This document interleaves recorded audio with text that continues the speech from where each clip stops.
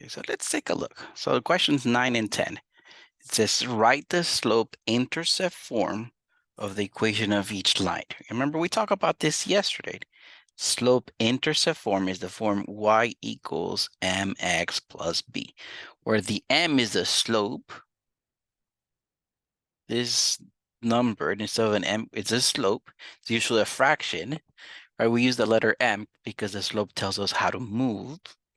And then this plus b, so notice with the sign included, that's my y-intercept. And we use the letter b because when we were graphing, that's where we begin. But in this case, I don't have to graph. It says write the slope-intercept form of the equation of each line. I'm given a slope. It's -7/2. And I'm given the y-intercept. So I'm just going to write y equals -7/2x, right? Because I write the slope right in front of the x. And at the very end, I'm going to write a -2, right? The y-intercept with the sign included. For question number 10, I'm just going to go y equals -8/3x and then -3.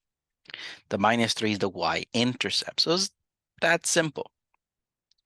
So it's nice when we have the slope and the y-intercept. Okay, so let's take a look at question number 11 and 12. I said it would be nice if we have the slope and the y-intercept. Okay, that's what we need.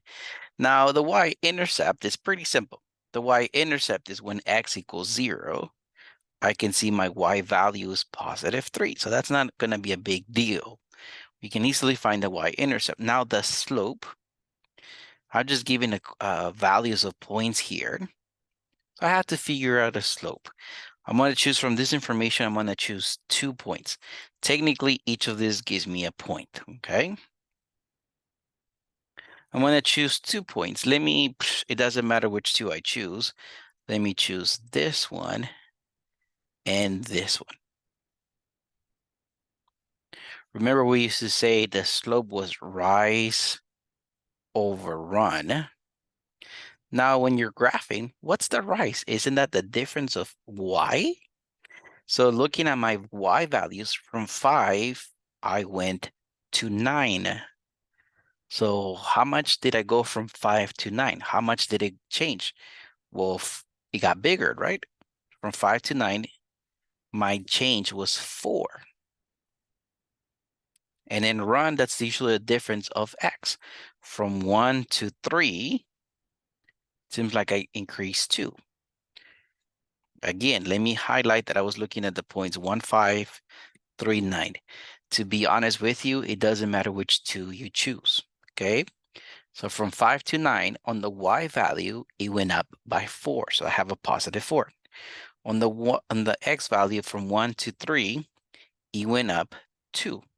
So my slope is 4/2. Now let me simplify my slope. If I divide each by 2, I get 2/1. Any fraction over 1 is not a fraction anymore, so my slope is 2.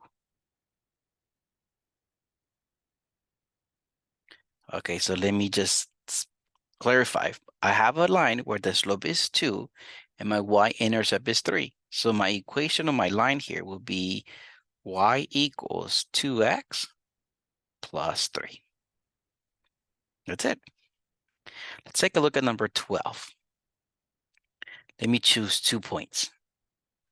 Remember, I'm solving for my slope and my y-intercept. The y-intercept, I said it was easy because it's when x is equal to 0. When x equals 0, what's y? Well, +5. Now, let me choose 2 points. It doesn't matter which 2, so I'm going to choose these 2. Again, it doesn't matter which 2. So I'm going to figure out my slope here. So from 11, it becomes 23. So by how much did it change? Right, from 11, how much did it change? We can start seeing how much, After 11, we're going to start counting 12, 13, 14, all the way to 23. See how many numbers we have to add? Or I'm just going to subtract 23 minus 11. Okay, so I'm going to say it went up by 12. Right, from 11 to 23, it went up by 12. So positive because it went up. What about the x value? From 2 goes to 6. So how much did it increase by? In this case, it increased by 4. Let me divide each of these by 4. So I get 3 over 1. So my slope is 3. Now that I know my slope is 3, I know my y-intercept is 5. My equation, my line will be y equals 3x plus 5. Pretty cool, right? Pretty simple. Now let's take a look at these last two questions. I have to write the equation of the line. It is nice if I know the slope and my y-intercept.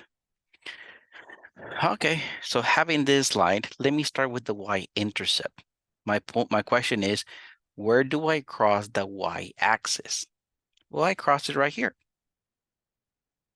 That's positive 4, right? So my y-intercept is positive 4.